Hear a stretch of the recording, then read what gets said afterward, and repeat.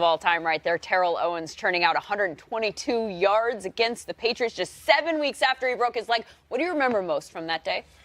Just my preparation. The staff that we had led by Rick Burkholder, who's now with the Chiefs, still with the Chiefs, and his staff, Eric Sugarman, those guys, just preparing me for something that hadn't been done. And just the severity of my injury, which was considered probably like a 3 to 4 month injury, and just a short time that I had and I used to get back into this to play in the Super Bowl. That was my preparation. Would probably be the most thing that I remember. Dealing with an ankle injury also. How much pain were you in? I had 2 screws and a plate. So a lot of people probably would have thought that my ankle would have been bothering me, but it was more the fibula break. Because obviously when you distribute weight on your ankle, like I said, your bone spread. So like I said, my bone was broken, so it hadn't fully healed. So that was the pain that I felt most. Can you believe that Tom Brady is still here, still going to Super Bowls? I can. How?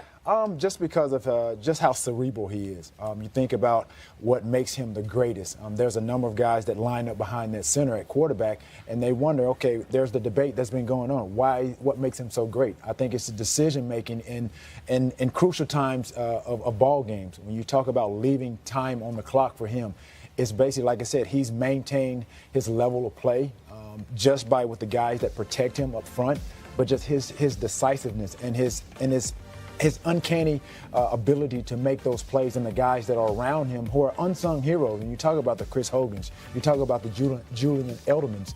Those guys make plays for him, and they're overshadowed because of the talk of the great coaching of Bill Belichick and the great play of Tom Brady. Yeah, there's definitely a lot of talent there. Do the Rams have enough talent to knock them off? They do, but I think they're eerily similar to that Atlanta Falcon team of Super Bowl 50. But what makes them so different is the defensive front. When you talk about Sue, when you talk about Aaron Donald, those guys are what make them difference maker, and their secondary may be a little bit better as well. Your old quarterback, Tony Romo, will be calling the Super Bowl.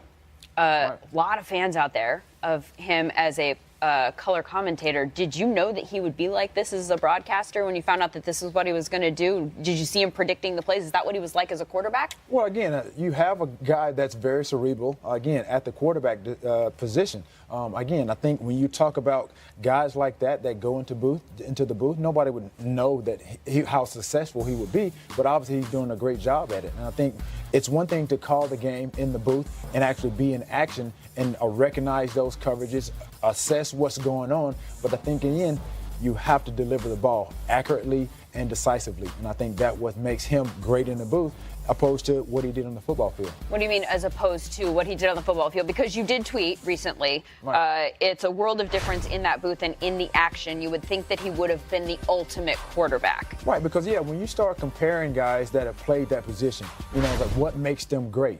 Again, he had situations where he always threw interceptions late in the games. So, again, it's about decision-making. It's about how accurate and where you throw the ball. As you saw in the game against the Chiefs with Tom Brady, Gronk was basically absent probably for 3.5 quarters. But he saw how the defenses had started to take Edelman out of the play. He recognized that, and he delivered strikes, took the one-on-one matches with Gronk when they needed to be made. AB or the Steelers? Whose side are you on? I'm going with AB. Why? Because I've talked to AB throughout the course of the year, course of the season, and he's, called me and leaned on me for advice. Somewhat of a big brother, mentor, so to speak, and I think he's done what is needed to be done. He has gone out and let his play do the talking for him. So I think with all the things that are surrounding there in Pittsburgh, I think it's probably best at this time to part ways. It sounds like from some people within the Pittsburgh Steelers organization that they felt like he abandoned them when they needed him most in that Week 17 game. Is that a fair thing for them to feel? Do you approve of his actions that week? I think there's probably some fault on each side. There's always two sides to a story. I mean, I think if you saw how the Le'Veon Bell situation played out, I think that probably has factored into why he's doing what he's doing now. There's no guarantees. And I think what's best for the best advantage, and I think going forward for Antonio, is that he's played and playing at a high level. He's very productive. So if they can work out something, because they're not going to just release him.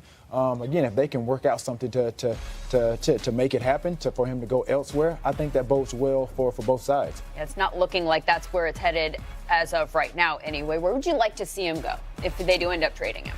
Well, I mean, I've talked to him in recent weeks, especially after the season. And where does he want to go? Is that what you're telling me? Well, I didn't know until obviously the cat's kind of out of the bag, because I think Jerry Rice has obviously mentioned some things about him being in a 49er uniform. But when I spoke to him, I thought we were just discussing probably some possible options. But he kept asking me, he goes, "Yo, how is the Bay Area?"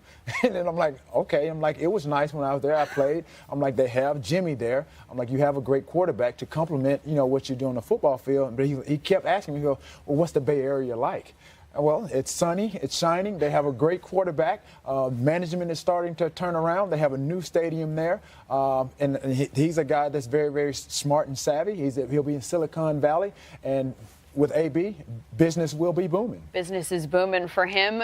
You are here on business as well. What are you doing with Febreze? Well, you know what? I'm always a party planner. I haven't been on TV as much, so when in my spare time, I'm always throwing parties here and there. And with parties, sometimes there's a lot of people. There's going to be body odor. There's going to be food. Obviously, with millions of people gearing up for the Super Bowl, you got to get rid of that. You got to get rid of those smells. So how else and what better way to do that than with Febreze? And so obviously they just leaked the YouTube of the commercial that we did, and so it's very, very hilarious. So go to the YouTube, check it out, and get your Febreze as well. Stock up before you throw your Super Bowl party. Exactly. Get rid of all do that body odor of your friends. Exactly. Afterward. All the pizzas, nachos, fouls from the bowels, all those types of things. Okay. Terrell, so good to see you. I'm just saying. Just saying. He's just saying.